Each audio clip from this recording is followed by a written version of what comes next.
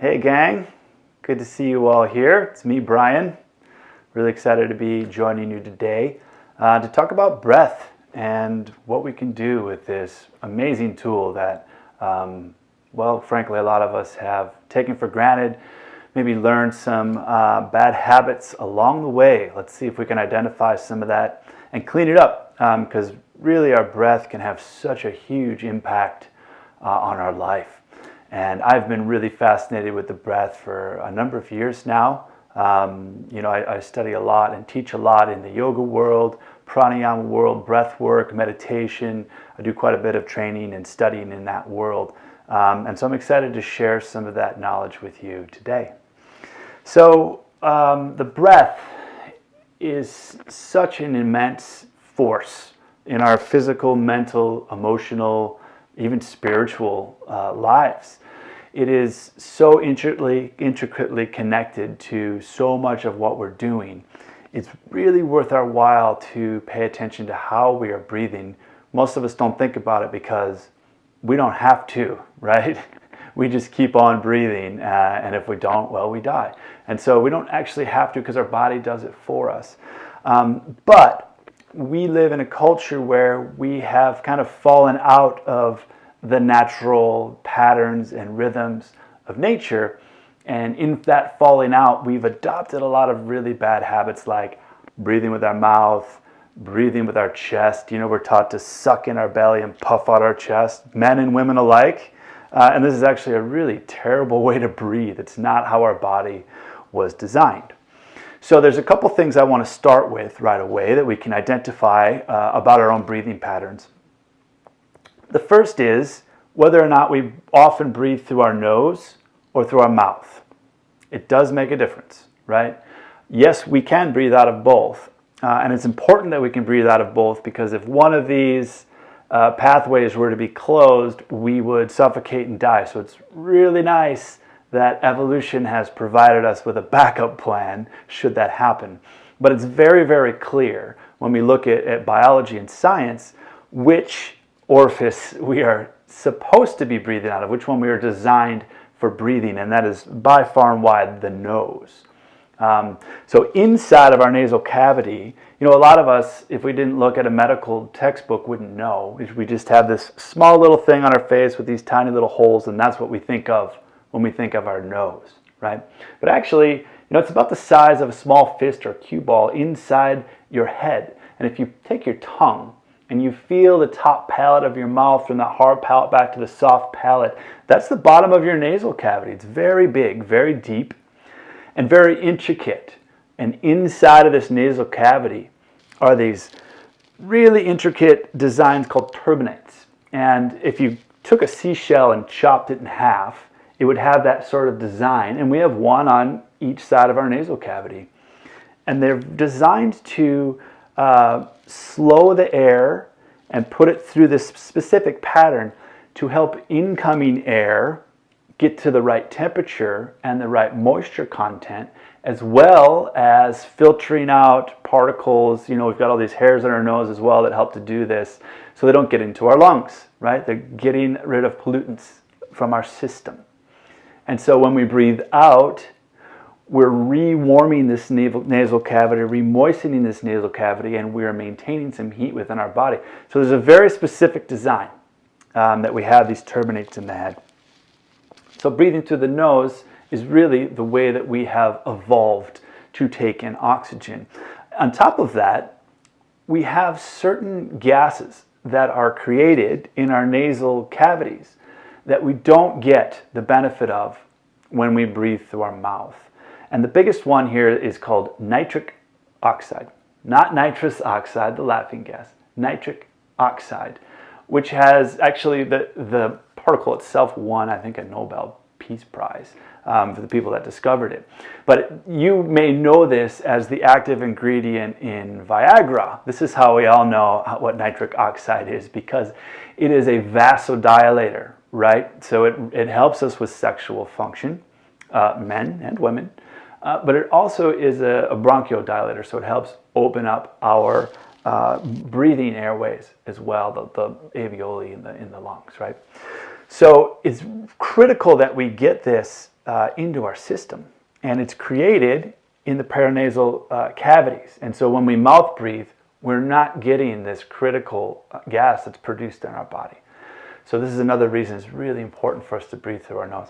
And a fun fact, a recent study found that by just humming, we're able to produce actually 15 to 20% more nitric oxide than we are normally. So, hey, it turns out humming can be really good for your sex life. So I suggest that you take it up. Not to mention, it can help with your immune system in keeping us healthy as well. So number one, and I'm sorry if I get too scientific here, I have a real passion for this stuff. I'll try to keep it simple. But number one, breathe through your nose as often as possible, okay? Very important. A lot of times what happens also when we breathe through our mouth is that we're taking in too much oxygen. I know that that sounds counterintuitive, but actually our bodies operate better, more efficiently when there's a certain ratio of carbon dioxide in our bloodstream.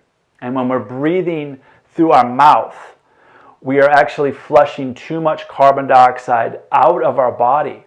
And in effect, what that does is it sends a signal to our blood not to release oxygen to our tissues. And when there's an abundance of carbon dioxide in our bloodstream, it sends a signal to our blood, to hemoglobin, this binding cell, to release that oxygen into the tissues where we need it. So athletes, any sort of performance that you're doing, general well-being, if you have a higher tolerance to carbon dioxide, you're going to be more efficient. And this is why we see athletes going up into high altitudes to train, right? There's less oxygen up there. Their bodies get more accustomed to a higher level of carbon dioxide, and they become more efficient, right? We don't need to go to the mountain. We can bring the mountain to us. And the first step is learning to breathe properly. So when we breathe through our nose, we're slowing that process down, and we are allowing ourselves to build up a higher tolerance to carbon dioxide. Okay? So breathe through your nose. Now, the other piece of this is when we breathe through our mouth, we often breathe in our chest. And I alluded earlier to the fact that we stick out our chest and suck in our bellies anyway, which makes it really hard to breathe through our diaphragm. So we need to relax the belly, okay? Let's let go of the Instagram, whatever. Look, I got a six-pack, but I don't go around like crunching it all day long. I don't need to do that. You know, it's all good. Relax your belly and let the breath come into the belly. So what happens when we breathe through our mouth into our chest, especially when it's a little quicker like that, is it sends a signal to our body saying that we're in a state of fight or flight, right? If you look at somebody who's panicking, this is how they're breathing. They are totally correlated, right, between the fight or flight and how we're breathing, right? We can put ourselves into that state just by breathing that way, or if we're in that state, our breath is probably going to be that way, okay?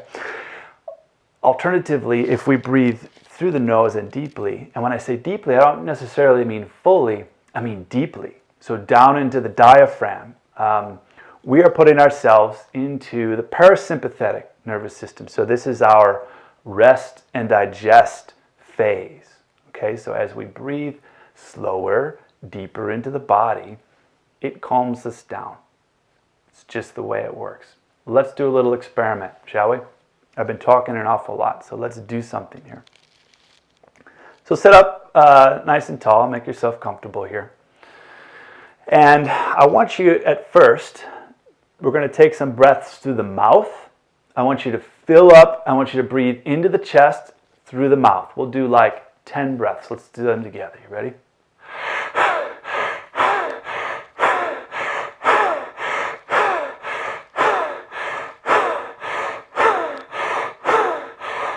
Okay, now just take a moment, swallow, because you're probably getting dry in the throat. And just notice how you feel. Let your breath normalize. I feel lightheaded. I feel dry in the throat. I feel like my heartbeat has increased a little bit. I feel tense. So take a moment, take a breath here, calm yourself down. And now let's go to the other end of that spectrum. So now we're going to take some nice breaths, slow breaths in through the nose and breathe down as deep into the body as you can. So try not to breathe with the chest, but letting the belly kind of expand here. And we'll just take 5 of those nice deep breaths. So here we'll breathe together in through the nose, fully, deeply, slowly, out through the nose. Good, big, deep breaths into the nose and out through the nose. 3 more, in through the nose, out, in through the nose, letting it go. And one more time, nice deep breath in, filling up from the belly. Full breath out. Good. And now let your eyes close. And notice how you feel.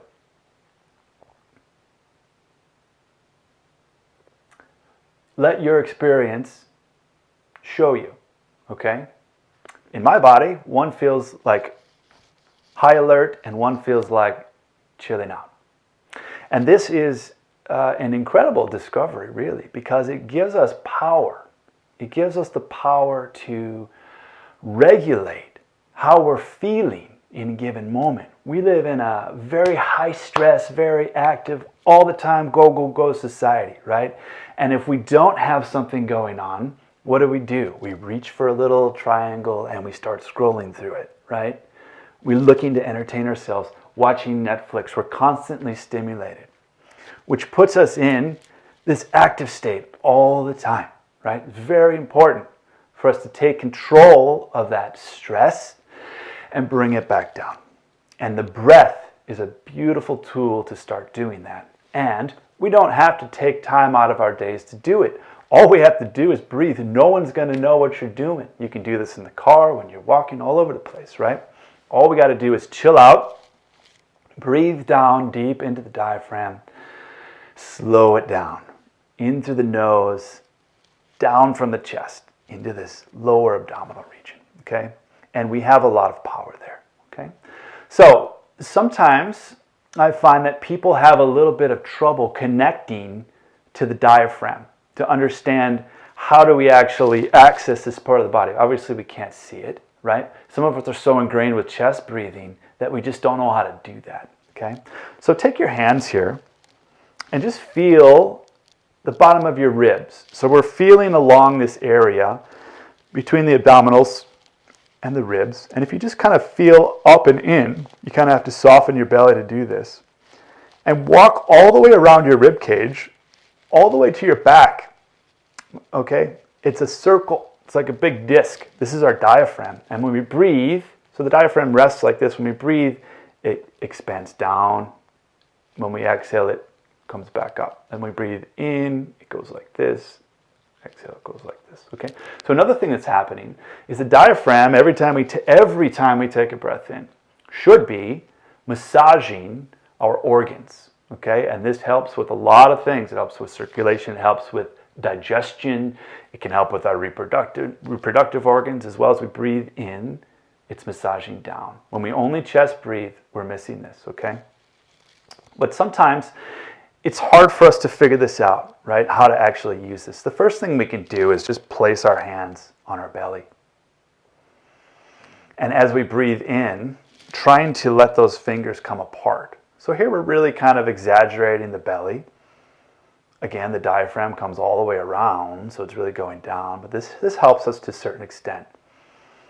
But the one thing that I found most useful in accessing the diaphragm is to lie on the belly in what's called crocodile pose. Makarasana is a Sanskrit name for it. And all we do is we lie on our belly here, and we're going to take our arms and either stack our forearms here and rest our forehead down, or we can stack our palms and rest our forehead down. Okay? In crocodile pose here. And let the rest of the body just totally relax. And then the beauty of this pose is it allows us to feel the resistance of the floor against our belly, against our diaphragm here.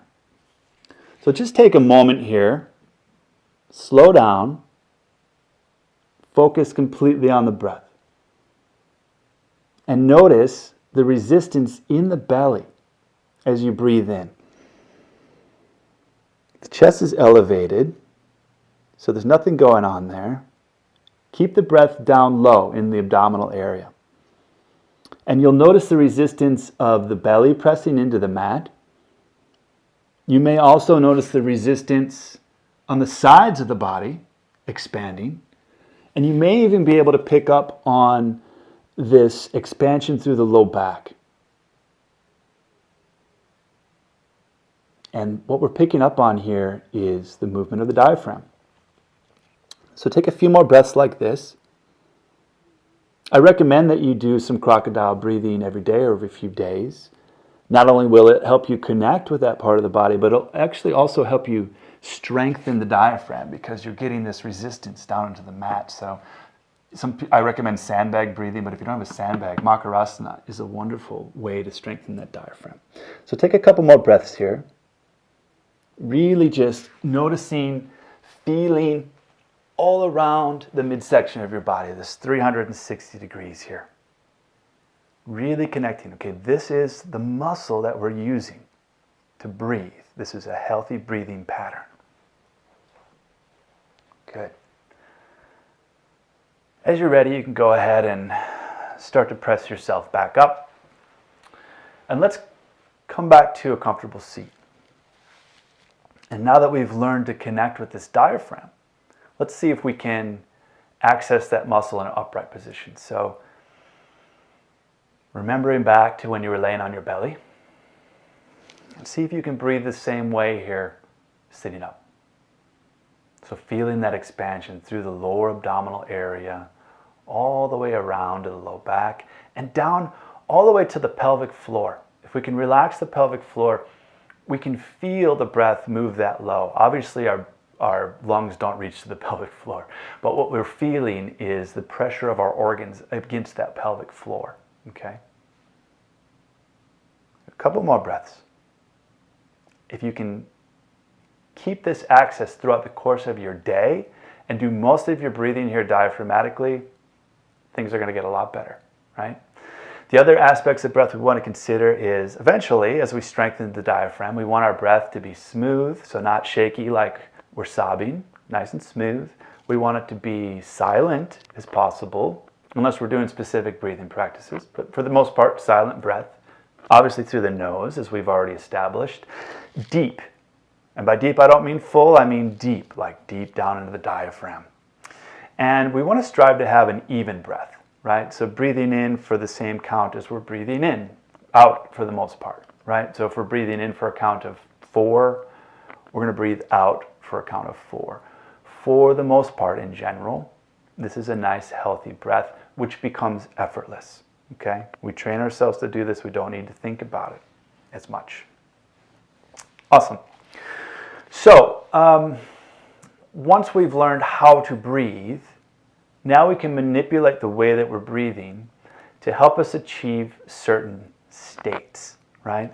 And if you come and do like a private breathwork lesson with me or a session, we'll go over your specific goals, and we might go deep and do some crazy breath work that almost becomes psychedelic. We can do that.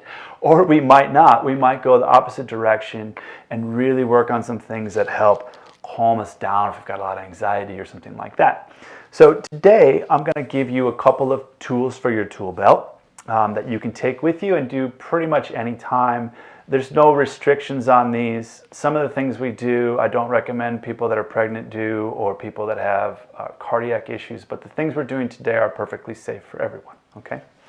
And the first thing I want to talk about is an elongated exhale.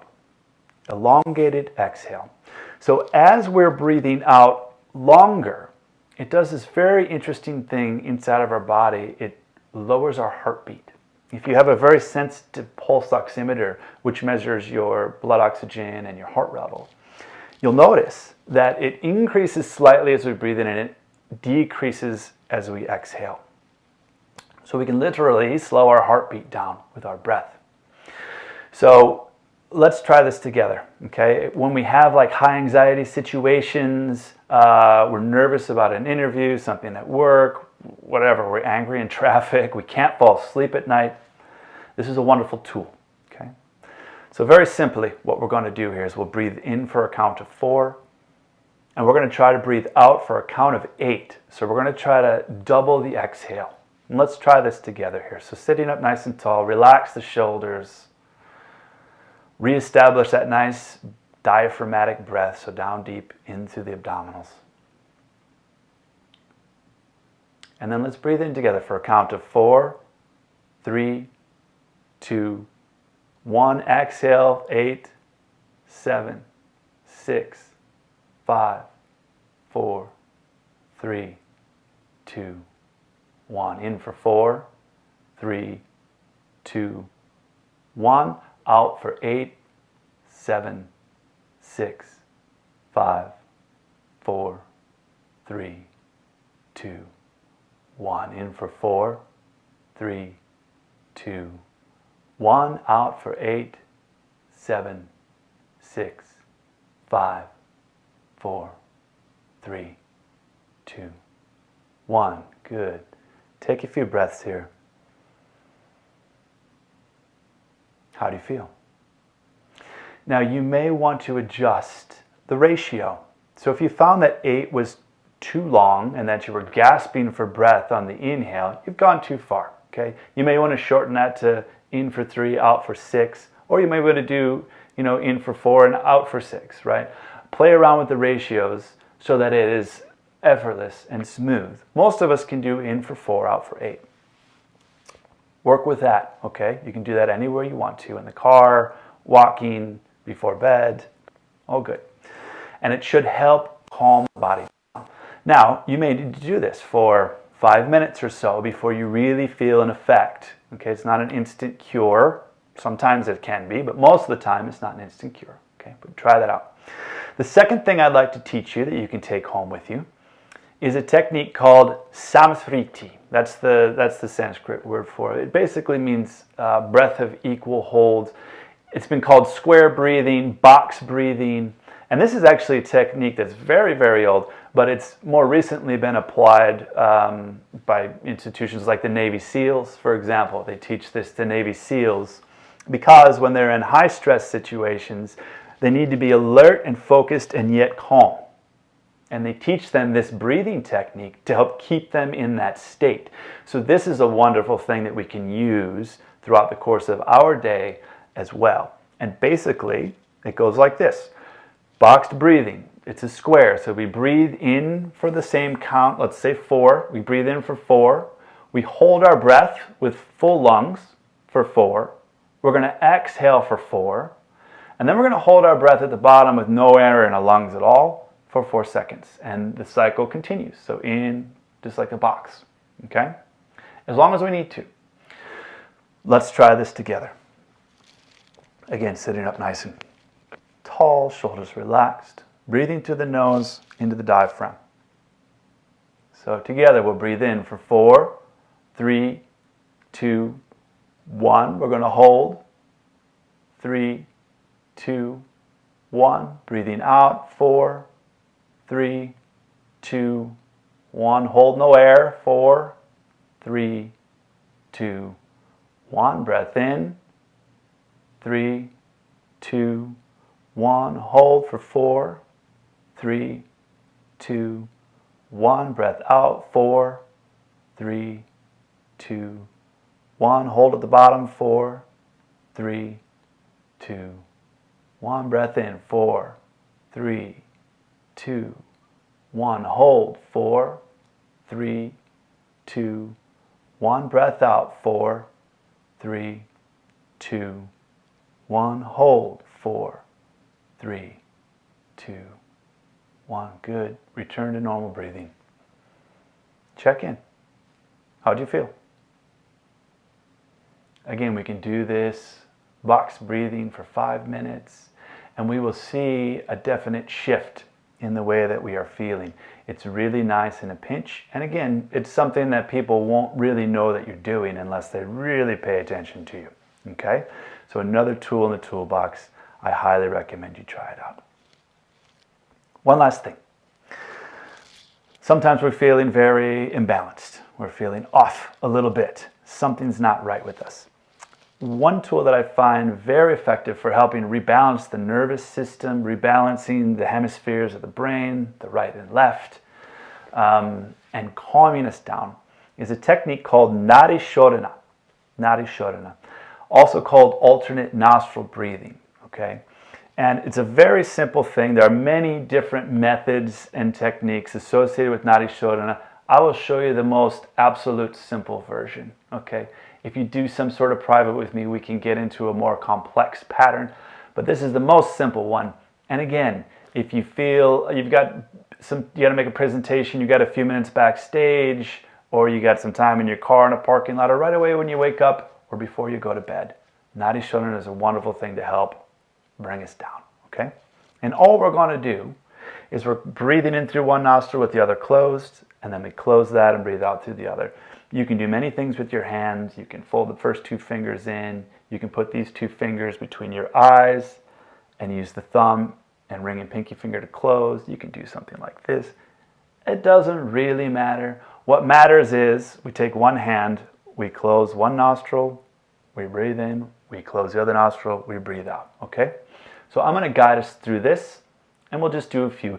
The big important thing here is that you do an even amount, okay? So if you start breathing in with the left nostril, you're going to end breathing out with the left nostril, okay? So let's just do maybe, 4 or 5 rounds of this. We'll see how it goes. So find your hand positioning.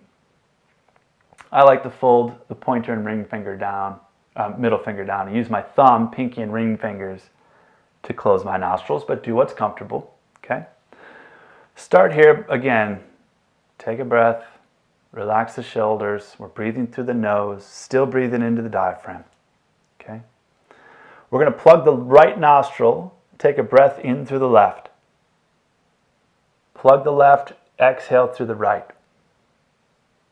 Now back in through the right. Plug the right, exhale through the left. This is one round. Now back in through the left. Plug the left, out through the right. In through the right, plug the right, out through the left. In through the left, plug the left, out through the right. In through the right, plug the right, out through the left. One more round, in through the left, plug the left, out to the right. In through the right, plug the right, out through the left. And relax your hands down, maybe let the eyes close. And just take a few breaths here. Just noticing how you feel, how it feels in the region of your nose, of your face.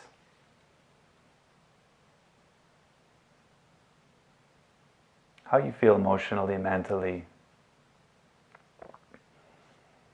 Now we can use these tools certainly to get us deeper into preparing for meditation practices and that sort of thing. This is something that I specialize in and I work with people on. And I would invite you to experiment with. So these 3 techniques that we've gone over today can really help to bring us down. These are calming meditation techniques that I've taught. And boy, I really hope they come in handy for you. So hopefully today you've learned a little bit about proper breathing. Again, to recap, through the nose, very important. Using the diaphragm, very important. And then we work towards getting the breath silent, smooth, even, deep, and effortless.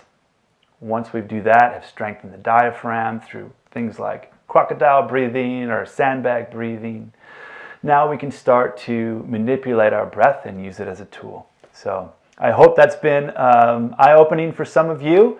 I'm very happy to answer any questions, work with anybody that would like to take this a little bit deeper. But hey, everyone, it's been an honor and a pleasure. Thanks for tuning in with me. Enjoy the rest of your day. Take care.